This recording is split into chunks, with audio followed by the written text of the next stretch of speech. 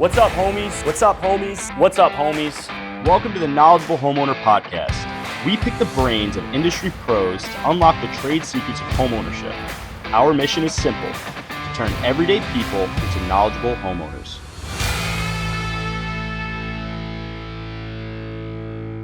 What's up, homies? I'm Sturdy Joe. Welcome back to the Knowledgeable Homeowner Podcast. Today, very lucky to have with me Dan Giambrone, Dan the Homebuyer Man, Dan the Safety Man. I play both roles. You're Dan. But that's the branding. Yeah, I like that. It's good. I'm Sturdy Joe, dude. Like, you know what I mean? Like, I think that having Dan was, you picked it. Was there a story to it? Of course there's a story to it. What's the story to Dan? Well, I am a safety professional, so my wife used to break my balls in a sense of, oh, Dan the Safety Man. Nice. But it would transpire to, and I would pull out the phone. It's like, oh, we're going out. She's like, let me check the weather. Oh, Dan the Weatherman. Nice. So whatever plug-in, it was just whatever that is. Ball busting. Because your wife just 100%. can't be nice to you. Yeah, that's how Sturdy started. My wife was making fun of me. Good. Because I'm thicker. I'm short and stocky. My BMI is through the roof. So in a mocking way, she'd call me Sturdy. Yeah, so that was it. When I started the home inspections, I was like, this was out of left field. She would throw it in there every now and then, like, oh, he's real sturdy. Because, like, you know, like I said, like, she'd be making fun of me. And this had, out of nowhere, I'm like, I want to, we're starting the home inspections. I got to get the S Corp. I didn't want it to be Villani Home Inspections, my last name. She was like, what about Sturdy Home Inspections? And we were driving, I almost crashed the car because I was like, I know you're joking. I actually love it. And from that moment forward, that was when Sturdy was born. That was 2017. And I've fully embraced, I have Sturdy Home Inspections, Sturdy Homes Corp is the other business. And I'm Sturdy Joe. And I will be, my son's Sturdy Vin. We're the Sturdy fam. Wow. Yeah, Marissa's the Sturdy Is it mama. trademark? No, I got to get on that. Yeah, somebody's going to steal that shit from me. I fucking trademark. Yeah? Yeah, I don't know. It just, I don't know. I just wanted to protect it. I like it. No, I do like it. Like, even like last week's guest is Chris Corsione, Corsione Custom Carpentry. Yes, I think he should change. I was thinking about it. I was like, he should just be Chrissy the Carpenter. Why not? Yeah. And that's a great handle. And we're going to tag him in this. We're going to make him do that. Hell yeah. But, all right, so I want you to take a second. It's tradition here to tell the backstory. You have a couple of different journeys, so I want you to take it as far back as you want. Tell us how we got to be here, the Dan the Homebuyer Man, and Dan the Safety Man. Tell us your story, brother. Well, everything has to attribute to my father. So in 1996, my dad bought a house in Babylon, and he would take me to Babylon, and he was like, "Oh, we're going to Babylon." My dad was a local 79 laborer, foreman, and on the side he had his own business, and his nickname was Handy Frankie. All it takes is one call. Nice. So he had the nickname. He had the contracting company. Union job sites are great, like origins of nicknames. Of course, you need them. Yeah. You need them. I was Meatball. So I was 18 and I would wear the tightest shirt I could. They'd be like, Meatball or Joey Muscles. That was an easy one. What people don't realize too is that how small the construction industry is, and your nickname goes. It goes. Yeah, it's really funny. So with my father, it was, he would, I was 6 years old. He'd be like, all right, come on, get in the van. And we had the big Ford van. He'd like, get in the van. We're going to Babylon. He's like, why are we going to Babylon? And he's like, we're going to we're going to mix some concrete. I'm like, what? And it would be July. And he would set up a tent, and then we'll sit there with bags. Me and my brothers too. We'll be there too. But I said, what the hell's the whole point of this? He's like, he really never really elaborated, because it's so funny. We're talking about how now digital era, put the information out there, but us Italians, oh, you got a secret? Shh. No one talks about anything. This is, not even to me. So ultimately, I learned what it was. It was a rental property. So he bought that. So so you didn't even know that it was a rental property. I had no idea. Oh, so you were just getting in the van with your dad, and it could have been a job. It could have been anything. We were just mixing cement on a Saturday. Yeah. So originally it wasn't, hilarious. But then I actually found out the true story why I had to go with him. He had no one to babysit me. Yeah, that makes perfect sense. That's like, and what's funny is now, what makes it so funny now is that now my father is my general contractor. Yeah, he's the one running. He's running my jobs now, Yeah. and I'm sitting, not sitting back, but I'm just running the more business. So the origin of that, in a sense of real estate, my father went from that house, bought 3 more in Copeg, and it just snowballed effect in that sense. So I've been around that environment. I've been around construction. My whole entire house at home is built by me, my father, my grandfather too. Like our fence, everything. There's it's real authentic. It's like because my grandfather was a master carpenter in Sicily, and he would make furniture. If we go to Sicily right now to our house, all his furniture is there. It's truly so cool. incredible. If you want to see, really cool. His workshop was just truly remarkable. Yeah. He had just a giant wall, and it's not like houses here in America where they're small. You know, they're built by concrete over there. Mm-hmm. They don't use lumber; they use concrete. But he had just this whole wall with all his tools. So, from like my grandfather would help my father to me, and it's just like it just transitioned. That I knew some form of like, oh, you buy a house and rent it out. Mm-hmm. And my father made it. It was, you know, it's not like today's day and age. He went to the library. He didn't know how to build a roof, but he went to the library, how to install shingles. And the shingles on our current roof in our house in Massapequa is still done by him and me. I have a picture of me, 6 years old. We're shooting nails. Yeah. That's amazing. Yeah, and then from that, I always had some formality of it, but not to discredit my father, but it was kind of limited in a sense of informational-wise. What do you do next? No mortgages, collect rent, perfect. Leave it alone. Yeah. You have made the money. Yeah. Leave well enough alone. Yeah. Don't. And it's still like this to this day. Yeah. And now he sees how I got that information. I'm just like, huh. Well, yeah. What else can we do with this? Yeah. How else? How do people have 30 houses? Yeah. How do you all of a sudden have 30 houses? And then you understand the Burr method. There's multiple ways of going about private land. We could sit here for days. Yeah. Yeah. But ultimately, what happened is that, and I think this is very important to say on the podcast, you know, because this is how I operate as a businessman. So our neighbor was an elderly man, and he had a wife, and unfortunately the wife had a heart attack, and I was a volunteer firefighter during that time, and you know, I get the message on my phone. I ran next door, and unfortunately the wife passed away. He had a heart attack. And then the old man was there. He had surgery. And he got into a wheelchair. But ultimately, you know, as they got older, we shoveled their snow. Yeah. My father built the garbage in. Yeah. Everything. Yeah. We built a ramp for him. Maybe it wasn't ADA compliance, but it worked. It worked. Yeah. It worked. My dad. We really honed in on just take care of your fellow neighbor. Take care of that person. That. Yeah, I'm big on that. And what happened ultimately is the gentleman was by himself in the house. The daughter lived in Maryland, and she's like, we're going to sell the house. And my dad's like, he went to me, he's like, do you want this house? I'm like, I'm 26 years old. I mean, and at the time I had my site safety license, so I was making pretty good money. I was like, yeah, but I don't know what to do. Like, yeah, you're like, yeah, but no. Yeah, but no. Because it would have been easier just to say no. Yeah, like it's just easier to say no. But then it's just what my dad loves this. He loves just surprise. He loves just not saying shit. Okay. And then all of a sudden, like he'll like wait till you get in the house and you start like, you know, eating dinner, and he's like, so how's everything going? I'm like, everything's fine. I'm like, got the house. I'm like, what? He's like, oh, how much you got it for? And he told me the number. I was like, in Massapequa? I was like, fucking A. So I bought the house.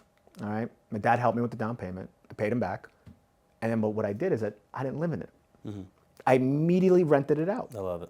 Because I was a site safety manager at the time, living with my parents. Yeah, and you weren't planning on moving out right away. Like you weren't. That wasn't why you got the house. You got the house because the opportunity came up. Of course. Yeah, yeah. So and you were comfortable living at home. Yeah. I'm making a construction manager's wage. We tell this to Michael all the time. Michael loves living. You have a good time at home. His first house he bought, he didn't even move into it. He just rented it out. Yeah. This is what Michael needs. If I have any advice to anybody, it's like I tell people all the time. It's like I got to buy a house and I got to live in it. I'm like, why? Do you actually need to live in a house right now? No. Do you have kids? No. I got a girlfriend. I got a fiance. Okay, so you want to play? Yeah, you want to play house? Yeah. Exactly. How about you just think just a little bit outside the box? Buy a house. And it's not forever. No. You know, like you can do. It's a couple years. It's temporary, and you cash float on it. Oh my God, yeah. And then when you probably finally did move into it, the cost of the mortgage compared to what it would have been if you just bought a house at whatever time you moved in, it's after a couple of years, mortgages become cheaper unless you refi. But it's like, the mortgage from 5 years ago today is a fraction of what it is today. 3%. Yeah, I know. Well, that's a different world. Yeah, I don't want to break any hearts in here. So, I'm sorry. I was part of that, but yeah. So me and my wife, after 6, 7, at the time she was my girlfriend, we're like, cash flowing, making good money. I hated traveling to the city, especially, I think you can understand that, especially living in Long Island, to get on the Long Island Railroad and haul your ass to Manhattan. Yeah. It's daunting. So I'm like, let's move to Astoria. Moved to Astoria, and it was just like, okay, great. COVID happened. I was like, are you ready to move back home? He's like, yeah, let's get the hell out of here. We need the backyard. Came back home, I kicked the tenants out, and I moved into the house. And then I'm like, oh man, I missed the cash flow. where's the first? It's the first of the month. Where's my rent? Where's my bank account fluffing up? And I'm like, I can't allow this. I cannot live this way, in a sense of like, that was really just like, I just love the first of the month. Yeah. It's a good feeling. Oh my God, yeah. So essentially, from doing that, I just started like how to invest in real estate, and at the time, like I said, my father was very limited in the sense of that. At the time, I didn't really run to him. I just started Googling stuff. I was like, bigger pockets, boom. Oh, that's how you do it. Yeah.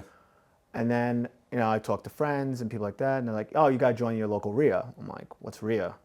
It's where all these investors come together and they explain how they're going to invest in houses. I'm like, okay. Yeah. Join the RIA. I'm like, I hear everybody, I got 6 houses, I got 20 houses. Well, fuck all you guys. Like, yeah. I'm like, this is a competition game now. Like, yeah, now I got to get mine. My head was so skewed. Like, I didn't realize the group is actually. We're all helping each other out. Yeah. Yeah. And like 6 months in. Yeah, it wasn't them flexing on you. It was just them showing like, hey, this is what I have and I want to share this knowledge that I've gained. Yeah. There was this one dude, and he was beating me on all these houses. And then he would post to Instagram, offer accepted. I'm like, what the so there are houses that you put offers in on, and then you were following him on Instagram. He was getting them. I just see the house, and it says offer accepted. I'm like, great. My agent doesn't even. My agent has not even send it back to me. You got rejected. Oh, so you found out you got rejected through him saying he got accepted. Yeah. So he obviously gets the news first, probably from the person rejected. Of course, yeah. But at first, I was angry at him. I'm like, oh man, this guy sucks. And then and then my coach at the time, Carl, your real estate coach. My real estate coach was like, well, he wasn't my coach yet, but okay. So you met him through in the RIA meeting. He ran it. He runs it. I think it's a really important thing that you put yourself out there, connected with this networking group. Like at that point, you were a landlord for a period of time, but then you took the house over. So at that point, you were back to just being a homeowner. You weren't a landlord. You went and networked with these experienced landlords, and that put you into contact with people. Where if you were a little bit more limited mindset and you didn't put yourself out there in the RIA because you're like, well, I'm not a landlord yet. I shouldn't be in this group. Like, you have to put yourself around people who you want to be like. Like those people you said, somebody owns 10 houses. That's where you want to be like. You're not there yet.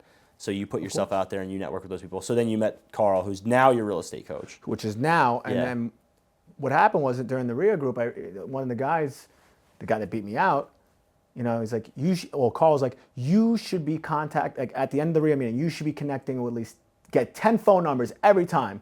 I'm like, okay. So I got this guy's phone number. I called him and he's like, hey, Dan, how's it going? And I was like, oh, wait, he's being nice to me. What the fuck's going on? I'm just not, I guess I'm just not used to an environment like that. Old school Italian tradition too. It's like, keep your secrets, keep everything at bay. Don't tell anybody about your business. Mm-hmm. And now my father finally sees like everything with social media. Is like he's just like, oh man, yeah, it's different. Yeah, it's a different world. Yeah, it's a different world. The knowledge that you give out, what you put out there, believe it or not, it always happens.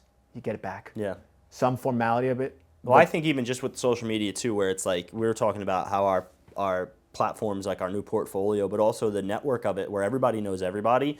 You scumbag one person over, like it's over. You're that guy forever. Like people will never forget that, and then like. The networks are so strong now. I was talking to somebody recently about this, where it's like we're technically direct competitors, but we have way more money to make together than we do trying to beat each other out for 1 or 2 jobs. And it's like that's I feel like you said, my dad's generation, they would look at like other home inspectors, other guys doing what I'm doing as direct competition. They would never communicate with them. I'm looking at how we can work together and make money together. Of course. But yeah, I think that's definitely a newer mindset. It's also it's a good mindset, because I was turning over in my sleep and now I don't. Mm-hmm. Like I'm not in competition. Yeah, you're just a competition with yourself. Oh yeah, of course. I mean, fuck it. I'm going after myself. Yeah, but like you can go through your Instagram stories and see other people doing possibly more than what you're doing that you'd hope to achieve one day, and you're not bitter about it. I even went through the same thing when I started home inspections too. I'd see other guys that started after me doing more inspections than me, and I would be really resentful.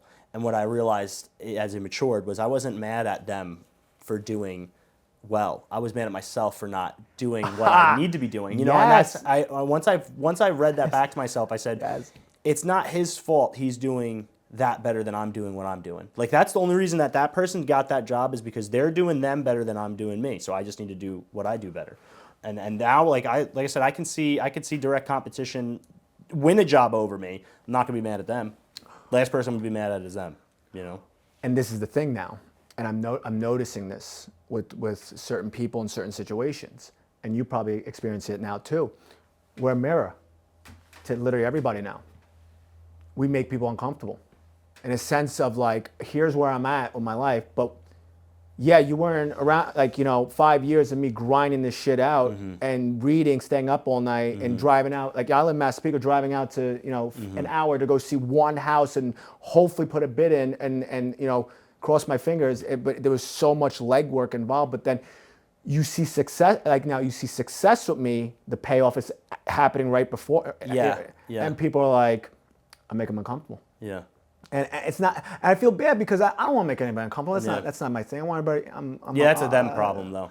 Yeah. But I was because I follow you, and one of the reasons we're having this conversation is because I like the person that you put out on social media. I appreciate that. And if you were because there's a lot of them. If you were stuffy, kinda your shit don't stink, you don't present that at all. You seem very humble. Thank you. You seem very grateful for the position that you're in. You're a good family man. Like that, you definitely don't put that out there at all. So if your stuff is making people uncomfortable, it's purely because they're disappointed with, like I said, I was in that position. I was getting mad seeing the other people win.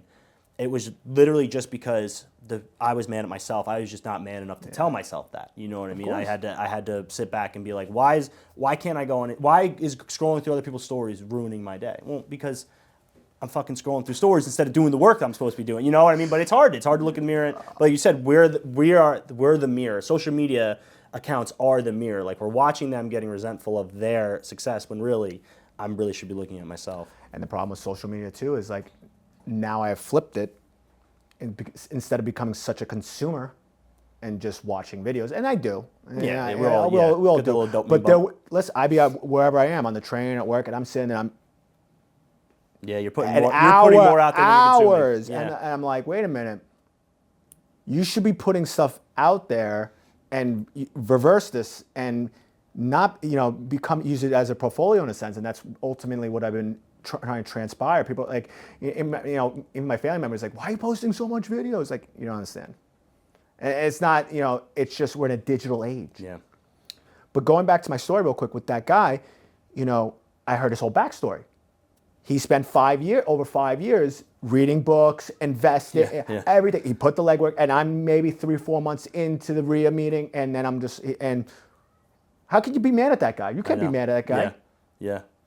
Absolutely not. Yeah. He put the work. It's not do exactly what he did, and you'll be in that position too, And obviously there's different factors that go into it, but it's not that you'll be in his position, but you'll probably be where you would like to be if you do the work that you need to do. And I will say this flat out. I'm here today feeling that way. Yeah. I'm finally, after 4 years of doing this, and I don't own a crazy amount of properties. I own 3. That's great. I own 3. I'm planning. I'm hopefully chasing after 4 more. In a hard market to buy houses. Yeah. You know what I mean? Like it's 3 houses where people are killing to buy 1. It's impressive. It really is. Of course, yeah, and it's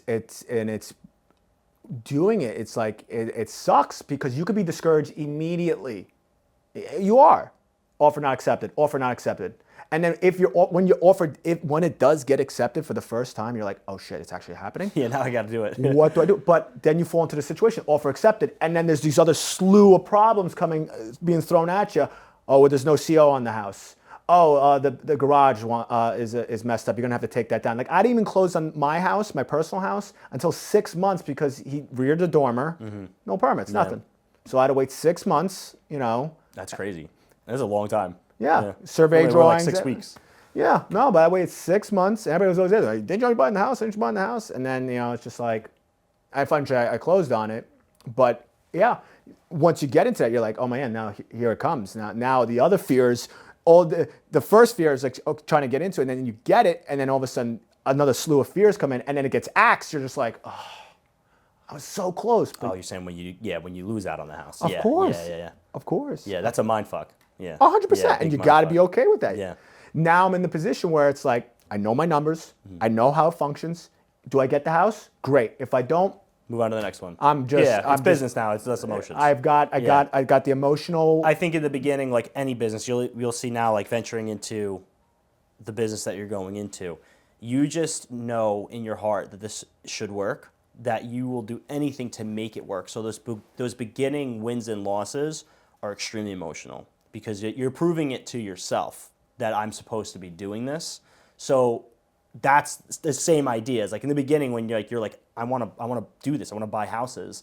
When the dream was ripped away from you, when you didn't get the accepted offer, it's fucking crushing. Now you know it's just part of the process. Now you know it's just you're not gonna win. I use this example a lot. I think people want to get into business, and I said this to somebody not too long ago, where I was like, you just need to get started, and you need to start losing fast. And they were like, they thought I was fucking around, like calling them a loser. I was like, no, as a business owner, you are a loser. You're going to lose a lot. You're going to learn from your losses, and then you're going to win big. Like, you need to learn how to navigate all the negative things that go along with you put a bid out, it gets rejected. You get a job, you bidded it wrong, you didn't make as much money. Person's unhappy, something went wrong. You worked longer than you needed to. Like, there's so many losses that go into business ownership. You have to be 100% willing to accept that. But like I said in the beginning, there's so much emotion tied to it because you just want it to work so bad. Like for me now, doing it a few times, it's actually the hills and the hurdles and the obstacles are actually they're kind of a relief because, like I said, in the beginning, I just wanted it to work so bad that I just wanted it to win and I wanted to do good. Now I've realized that those hurdles are part of the process, that as they come along, it gives me that same feeling as the win did in the beginning because I know it's part of the process, Like listen, in baseball, there's 162 games or whatever, right? You're gonna win 50 and you're gonna lose 50. It's the other 50-something games that you get that determines how the season comes out. That's business. Is you're gonna lose a lot and you're gonna win a lot, but it's what you kind of do with those wins and losses that make it come to reality. So you're dealing with that with getting the accepted offers. Now it's just a part of the process. Yeah, it's all part of it. It's all part of it. And now it's just like, and there's also the thing too of where you get to a certain point. I think I'm there with my life personally, just being a father. I have 2 kids. Like, ultimately, for me, I don't give a shit. Like, I could lose everything. If I got my wife and my kids, I don't care. Mm-hmm. I'm very, very in the sense of that, and just like very quick backstory in the sense of like where this all transpired. I'm about coming up on 6 years of sobriety, and I went through a lot of shit. I went through a lot of shit emotionally for a long time. And once I fixed that and I just started excelling, doesn't matter. I have what I need. And I think that's also another thing I always like try to mention. It's like, I always ask people like, how much do you really need? True. How much money do you really need in the bank account? None. Do you know where your next meals come from? Yeah. Okay, great, fantastic. Sounds like you're doing great. Yeah, I agree. And it's, I think we undervalue those things. Like I wake up in the morning, and right now my son, we just throw him on our bed sometimes because we just can't deal with it. Yeah, everyone sleeps in my bed. It's fine. But I wake up, my daughter runs in, and he goes, "Happy birthday, Papa." I'm just like, yeah, that's how I'm waking up in the morning? Yeah. Hell yeah. Yeah. I'm going to soak all this in. And I've been such in the aspect of too, just soaking whatever I can in, because it's life. It's gonna be over like that. And it is. And yeah, the losses, great, they come, but don't sit there and look at it. Move forward. Yeah. Learn from it. Keep going. Yeah, and then, but if you take that attitude, that piss poor attitude, and you bring that home, guess who's gonna be pissed off? Yeah, the family. The family. Yeah. And And then what are you doing it for? What's the point? Yeah. I'm not doing it for myself anymore. I realize I'm not doing this for self. Ultimately, the goal is that, I want to be in my 40s and say, I want to work Monday, Tuesday, because I'm going to work. I got to work. It's just how we are, yeah. I got to work. I had to tell my wife that the other day where I was like, recently we started another business. We started a third business, and it's like, here we go again. And it's going to be good. Things are going to be great. Everything's going to work out perfect. But I said to my wife, I was like, I am sorry because I don't want you to think like this is it. I will do this continuously until I am dead. Like hopefully I'll be the 75-year-old man with the Carhartt on the kids. I got a slew of nephews, and I got my son and my daughters. I have this strange feeling that my daughters are going to want to go into business with us too. And like, somebody in this mix of kids is going to want to do entrepreneurship, and I'll just go consult for them. And I'll be 75, getting out of the truck, yelling at the guys, and networking and doing all that stuff. I'll never stop. Let me ask you this. Would you just have, I think you have a similar mindset, like ultimately, because I have a slew of now nieces and nephews now, where like our family has exploded, and it's incredible. Yeah, like it's all our kids are nearly the same, within a 2-3 year apart, and it's so awesome. Yeah, I love it. And don't you want to be the uncle or the guy or the person saying, I got a job for you. Yeah. Come work for me. Come work for me. Till you figure it out. Until you figure it out, I got you. Yeah, I'd love that. Yeah. And you're gonna be. It's such an incredible thing. It's like you're a father, so you understand that aspect. But then you get to be fathers to other people. Yeah, it's a different kind of. I resonate with that because I have a lot of like men in my life who have reached their hand out to help me out, and like I'd love. Not that I have to do it for them, but if the opportunity came up where they needed that, I'd love to be in the position to be like, hey, come hang out. And it's cool too is that we have other people in our circle that are small business owners and can also provide that. Like I have friends who do paving and stuff where like we joke around where it's like if the kids start acting up on a Saturday, they're gonna be on a Saturday in the summer, they're gonna be raking a driveway. They're gonna realize they need to start behaving, But it's like it's a joke, but it's also like real when they're 16 and they're sitting around dicking around. They're gonna be going and raking asphalt. Like, but who better than them? I know. Put them under the wing. Listen, you're gonna break their chops. You have to. There is pain and suffering. You need pain and suffering. Yeah. And my dad put me to work at that age, and I'm like, what the fuck? Oh, fuck. And then now I'm like, holy shit, I should have watched everything he did. I have a friend who's a chemical engineer. He's one of the smartest dudes you'll ever meet. He's a chemical engineer. And he did fencing in high school and his summers in college. And even when he got into college, I was like, this guy's still... Fencing sucks. It's just pure labor. It's digging holes, putting concrete in, and putting PVC pipes in. There's no better method. This is work. it. Yeah, it doesn't stop, and they do it fast. And he was like, he was taking like really serious classes during the school year and going and putting fences over the summer. And I remember talking to him at the gym once, and he was like, I'll tell you what, I will never complain about any day of work that I do in my career. And now he's crushing it in his career. And he probably, you take all these things with you as you go along. And when he has a hard day, he thinks about the 90-degree day when he was putting fencing in. But yeah, it does shape you. And I think when it's with family, it's easier because like I wouldn't want to just like take my 16-year-old son and throw him in with a group of randoms because they're not going to do the right thing. Like construction can kind of make you or break you, and I've seen it done the wrong way. So that's why I think it's important to like that it's going to be me and like people in my family that are going to be taking the kids in. But it's like for you, like you said, even if it was just going and helping your dad out at the rental property, it's turned you kind of into what you're doing today. Well, yeah, and that's just a rental. That's like in that aspect, and everything that you mentioned too. It's like ultimately, it's like, do you want to be alone at the top? Yeah. Like, do you want to just no, not at all.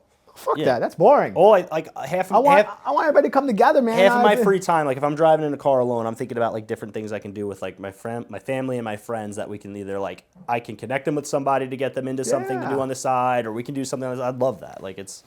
Yeah, and that's ultimately how I see my real estate. Like in the sense of that, I just want to just pour it all out, and just like very simply, like I was in Italy for a year. Last year. I was in Italy last year for a month. And, my father's well off in a sense of like, I got it. I'm like, what do you got? He's like, no, I got everything. Dinner.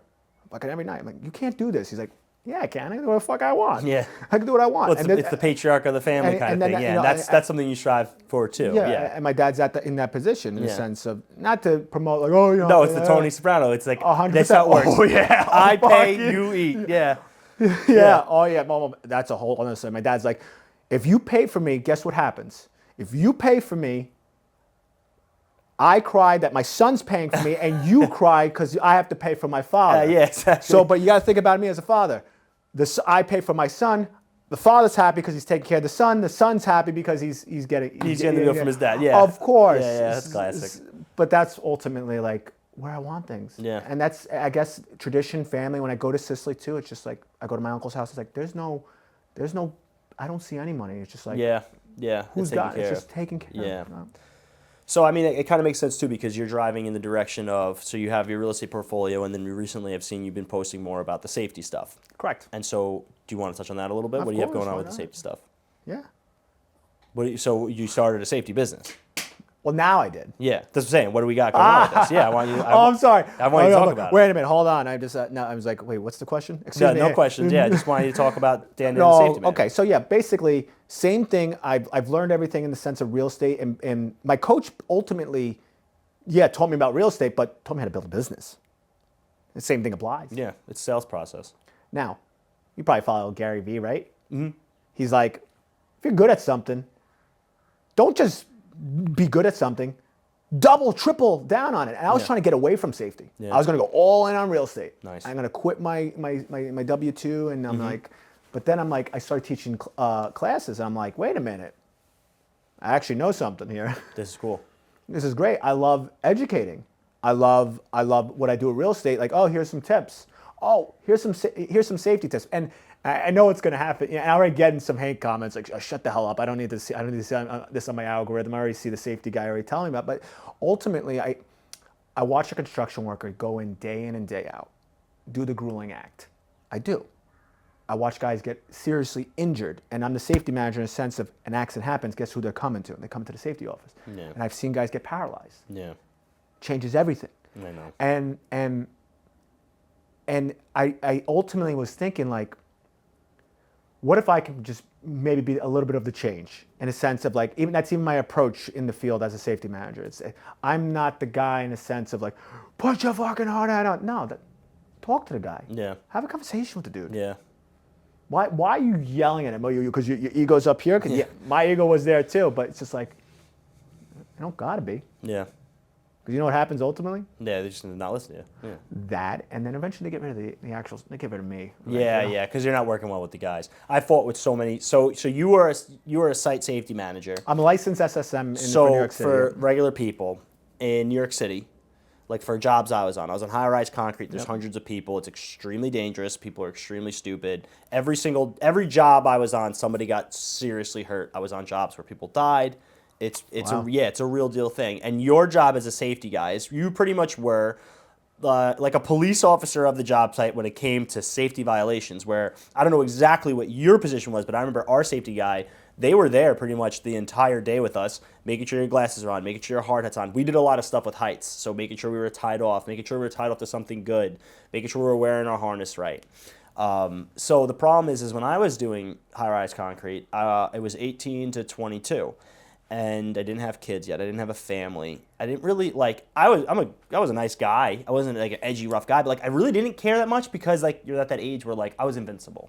Nothing is gonna happen to me. Of course. And I did fall multiple times off of my own stupidity, off of things that weren't done right, and I got hurt.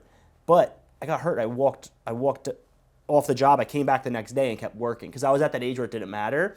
And the safety guy was really just like a pain in my ass. And now, as an adult with a family, I had no purpose for what I was doing. Obviously, I knew I wanted to start a family and invest in a house and do it. But like, I didn't have that why of where like I look at my phone, I see my kids' faces. You know, I didn't have that why then. Course, yeah. Where now, I really appreciate and respect what you do because you gave a shit more about my own life than I did. Which is kind of, like I said, in the moment as a young man, didn't really matter. But now, God forbid something happened to me on one of those jobs and I couldn't provide for my family. Of course. It was most of the time based off of, probably most of the stuff that could have happened to me was preventable and my own fault, where the safety guy would have yelled at me. And there's probably multiple times where the safety guy did yell at me and I did do the right thing. And it probably did save, not from death, but even just from like serious injury. So I'm actually, this is like my penance. To all the safety guys I've yelled at, this is my penance because I've argued with That's it. Did you do high-rise concrete at all? Everything. So Concrete. I was a point guy. Okay. So we would set the framing the shoring framing up. The stringers and the ribs. I would walk the ribs. I'd drop the plumb bob before the plywood was up. There's no way to tie off safely with that. All right, because what about your column? What about the column? That's what I fell in. I fell in a column. I'm saying, did you have a rebar column sticking up that you're able to? Yeah, I had a guy fall through a column hole, but it had a rebar cover on it. But he blasted through the rebar cover. It just poked him. It saved his life because we were like 10 feet up. He would have been the Yeah, so it was bad. There was a lot of injuries. It's tough. So like there is that aspect too. It's like I try to be realistic about certain things. Not to say I let safety like kind of slide in a sense. It's like it's got to make sense. Yes. Yeah. We're not just nitpicking. It has to be for a real reason for safety. Ultimately, in my brain, how it goes when I see something, and I think that's why I've been so successful in the recent years, especially maintaining and staying with general contractors and saying, "Oh, we want Dan as the safety manager." He gets it. Yeah. He gets it. He gets the workers. I'm practical about it. Yeah. Yeah, I follow a code book. You ain't building the building. Yeah. Is the guy ultimately going to get hurt? Yes or no? Just like, yes. And we got to figure something else out. Yeah, Dan, it's not really code, but we got to do it. And he's tied off, but it's not, okay. Do what you have to do. Like, but we're all on the same page here, right? Here's the situation. There was a garbage debris, like a 10-yard dump bucket that was on the skid box. Yeah, like they would load up the garbage and the crane would pick it and get it out of there. You're not supposed to tie off to something like that. No. Because it can get picked up and you can go away with it. Of course. It was an overtime thing. The safety guys there, the foremans are there. They just needed It was a newer building. It was like the 3rd floor. There was nothing really set up to tie off to. We didn't set up the tie off points or anything yet. Everybody was on the same page. The crane's not running to tie off to it. And I always remembered that, where I was like, wow, this is like a rational thing, because the reason you don't want to tie off to something like that, it was also not even like that dangerous of a situation. But it was like, we were able to be really practical. It was like 5 minutes. They had to do, I think the guy was putting the guardrails up. It was something like so ridiculous where it was like, they let it slide, but because everybody was on the same page. That's right. And nothing's going to get overlooked. Where in another situation, if it's a middle of the day and a guy ties off to that, and then the flagger comes, the flagger just did a hit a crack, and he don't even know what's going on, and he fucking gets that thing flown out of there, and the guy's attached to it. That, you know what I mean? That's where I get the situational aspect of it. Yeah. And that's kind of like where I'm trying to be practical with things. And like people that I recently worked with were so awesome, because like they're not going behind my back either. They'll straight up call me like, "Yo, Dan, this is what we're doing." I'm like, "All right, you know it's wrong. That's all you want." Yeah. You know it's wrong. You know it's going to be in my report, right? It's and then that's it. It's just like, at the end of the day, I got no control over you. Yeah. I got no control in the sense of like, "Oh yeah, you're gonna do this. Oh, I'm gonna fire you." No, I can't fire anybody.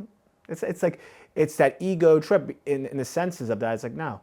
But two good things you were mentioning too, and I learned this in the very, very beginning of my career. Because I was trained by my father also. But I also had this old school wise guy train me. In safety. Yeah, like the guy that you were under was some old school wise guy. Oh, yeah. And he fucked with me. Yeah.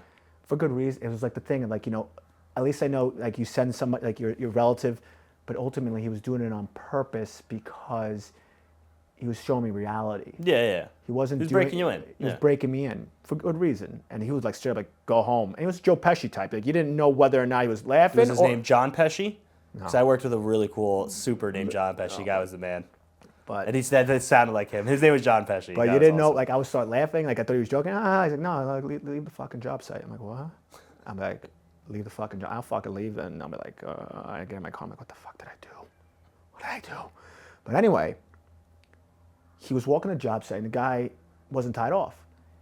And he was actually in the war. He was in Vietnam. He was a sniper. He was no fucking bullshit. But he saw this guy not tied off, and he says, "Come down here right now." He pulls the guy down. The guy goes, "I'm so sorry. I'm so sorry." And I always get that. "I'm so sorry. I'm so sorry." Yeah.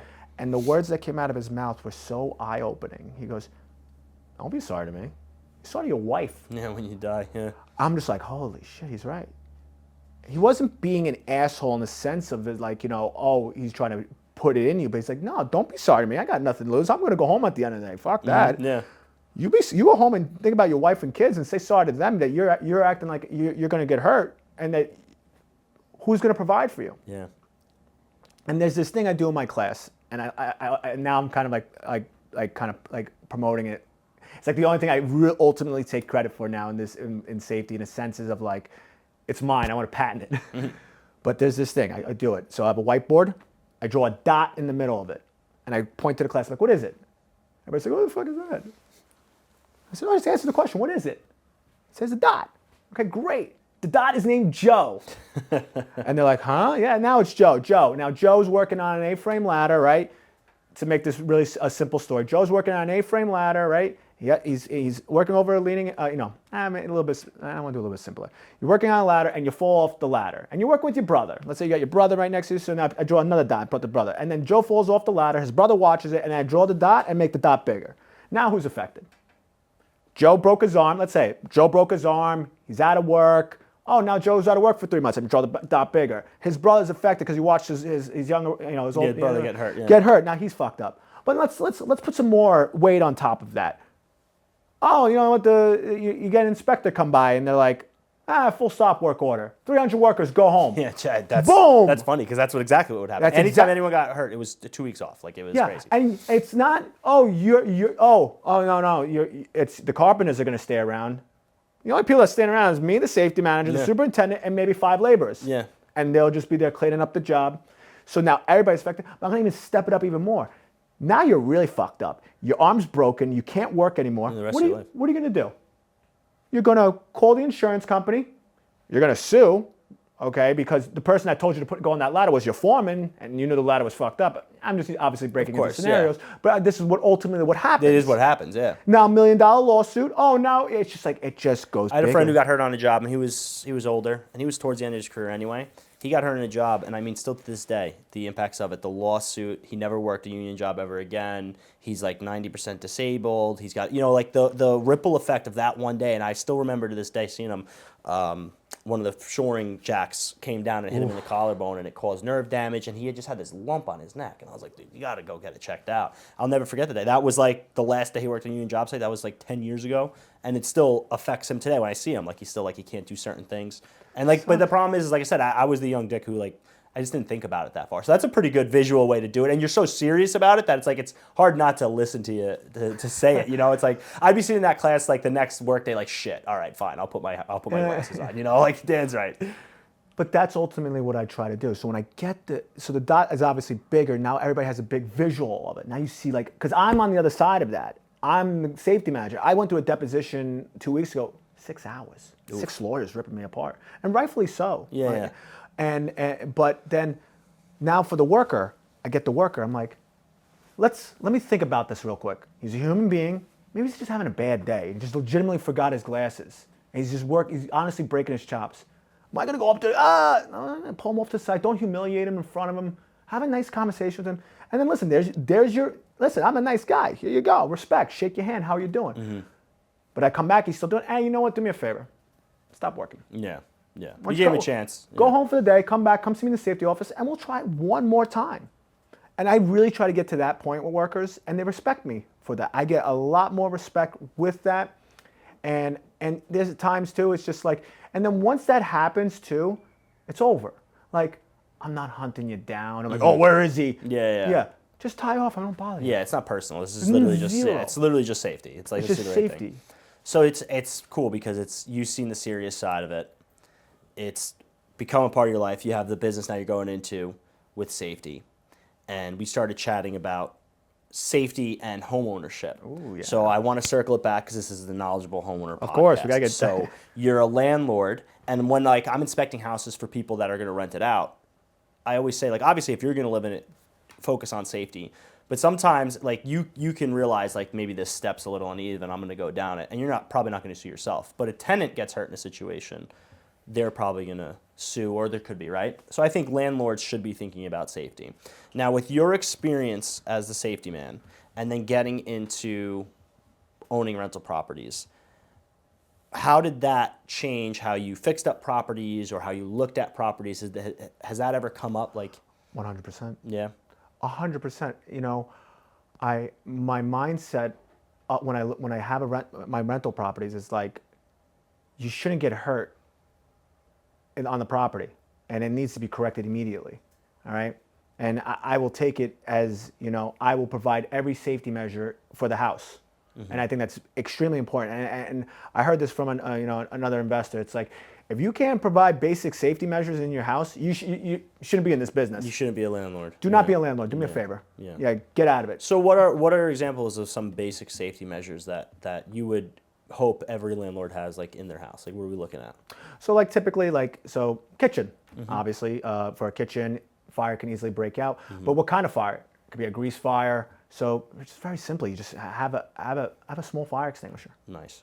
And for my recent one, I go to Home Depot, $50. Yeah. So your rentals have a fire extinguisher course, under the kitchen sink. Yeah. 100%. Yeah. But that's just, what does it cost? $50? So that's what connected us for this conversation, is because You saw my video. I had an experience on a home inspection where the homeowner was storing paper goods in the warming tray of a stove, and when my inspector turned it on, he didn't realize that there was paper in the warming tray.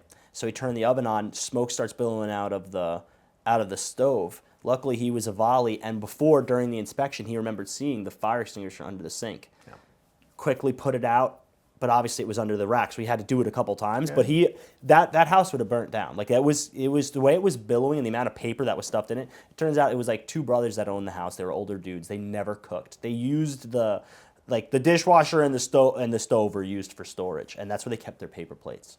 And the homeowner was actually like, yeah, that's my bad. I should have probably, listen, it all came up where it's like now literally every stove I look at, I'm looking to make sure there's nothing in there. But I'm so glad that my inspector jumped in and saw the fire extinguisher and knew how to use a fire extinguisher too. Because still to this day, I would assume I can look at it and figure it out, but I don't even think I've ever held a fire extinguisher. I don't think I've ever held a fire extinguisher. So I guess as a carpenter, you just never did hot work. No. No, I mean I did, but it wasn't like considered hot work, you know what I mean? There was probably, they were cutting rebar on the job. There probably was I probably picked up a fire extinguisher to throw it out of my way to continue working. Or probably pop the door open, right? Yeah, exactly. Yeah, because that's what everybody does, right? Yeah. But as simple as the fire extinguisher, Is there different fire extinguishers for different scenarios? Like, is there a general use fire extinguisher that I should have for a kitchen, or should I get one for like kitchen fires or something like that? You should have a standard ABC. Okay. And ABC is ultimately, A is for combustibles, B is for your liquids, and then C is for your electrical. So I go to Home Depot and get that one? Of course. ABC fire extinguisher. ABC fire extinguisher. It's a powdered. You're going to have powder everywhere, all right? Better than fire. And don't test it. I remember one time on the job site where we told the guy, it's like, all right, you're the fire guard, right? He's like, yeah, I'm going to watch for if a fire breaks out. He's like, okay, make sure that fire extinguisher is good. And we're like, yeah, okay. He walks over, grabs the fire extinguisher. He pulls the pin. He's like, shh, it works, Dan. I'm like, well, you just wasted it. Yeah, it was Firewatch for concrete. Was that what it was? It was for steel. It was a welder. It was a welder. Oh, because we used to have Firewatch for concrete, where we would you can't pour concrete when it's freezing cold out. So you would blanket off the floor below, and we'd have these coke stoves, which coke is cheap coal, and they would have active fires, and laborers would work all night keeping the fires going and making sure it didn't burn the building down. Yeah, those days are kind of old. Everybody uses torpedoes now. Oh, okay. Wow, that's funny. They really that makes more sense. Yeah, dude, coke stoves. They were just these big. Oh, I know what you're talking about. And the guys would cook fish over them. Of course. It was awesome. How you gonna heat up your lunch? Yeah, these porgies. They would get porgies from like the lake down the street, and they would just heat up their lunch. That was awesome. All right, so fire extinguisher is a solid one, and I think every homeowner, like I'm gonna go get an ABC fire extinguisher and put it under it. I'm also gonna buy a second one, and I'm gonna. You should have brought. I should have told you to bring one. We should have did it in the yard. We should have put a fire on it and do it in the yard. Just very quickly, just to kind of how to use one. It's called PASS. Pull, aim, squeeze, sweep. I'm like, hold on, I'm missing pull, one. aim, pull, aim, squeeze the lever, sweep, and sweep the area. Yeah, sweep the area. All right, there we go, safety man. There we go. There you go. Dan to Dan, safety man, tip of the day. Hell yeah. PASS. There's a lot of acronyms. ABC, fire extinguisher, PASS. It's all done. All right, cool. All right, so fire extinguisher is important, and then is there other what are other generic things you're looking out for safety wise? Like what your own safety inspection of your property before you put a tenant in there. What are other things you're looking for? I think an important thing is window access. Window access, cool. Yeah, I really think windows need to be accessible in the sense that the size of it. There's actually certain code requirements.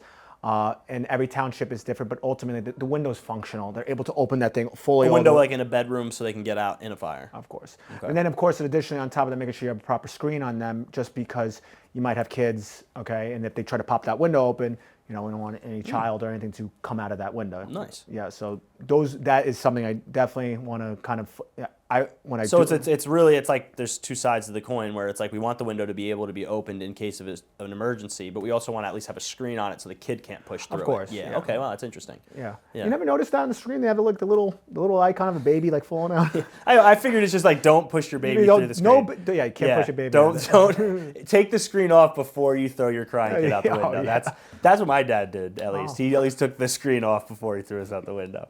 All right. So wow, that's an interesting one. I didn't think about that. So windows, and that's in this sense of egress, and that's in any. We're not just talking about like basement bedrooms. We're talking about any bedroom. Any bedroom. Floor. Every bedroom should be. Well, that was another thing. Like when I was almost bought a bad house. I almost bought a house and it said this was a bedroom. I'm like, oh. And somebody looked over. It's like, Dan, you shouldn't buy that house. He's like, why? The bedroom doesn't have a window. It's not a bedroom. You need a window. That's really interesting. Yeah, you need a window and a closet. Yeah. I look at closet, light switch. Yeah. Yep. Yeah. Oh, wow, that's really interesting. So the window one's a good one. What other small or big safety things? Like I said, before we put a tenant in, we want to make sure that there's certain things in the house. So a big one with my houses and just overall is a smoke detector, but smoke detector that's hardwired and wired to all of them. Nice. So one gets set off, They all all of go them get set off. Yeah. And that's also part of the rental, even the checklist, but it's just a good practice. Yeah.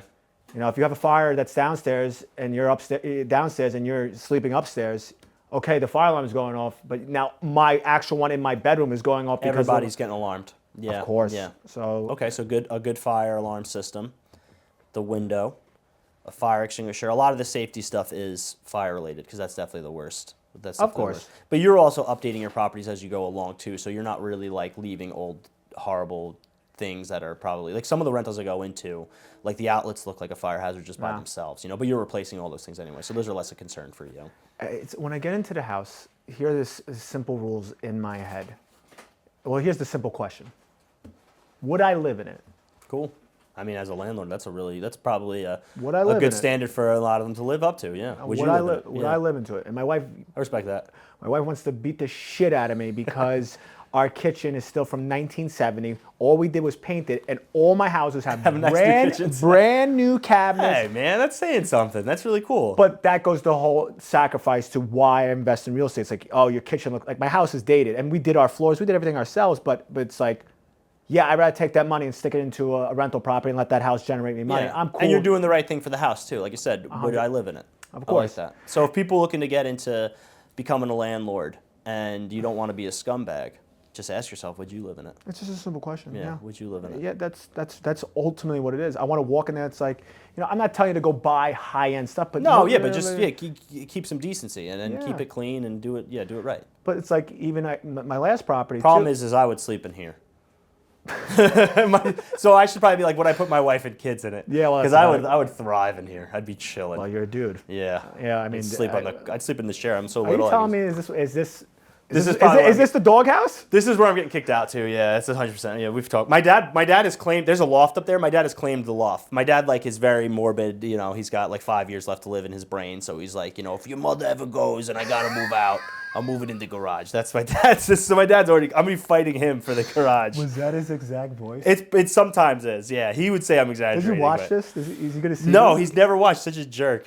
He's like, I gotta watch the pod. He actually what he wants to do? He knows the short version. I gotta watch the pod. I gotta watch the pod. Okay. No, he wants to do one. He's like, I'm gonna shoot a podcast. I got things to say. I'm like nobody's ears should hear the shit that you have to say, Pops. I love him. He's one of my best friends, but he's an absolute maniac. Yeah, we'll have him come on one day as a private. Like a limited view. Like you got to subscribe to watch the pop. We call him Papa Moosey.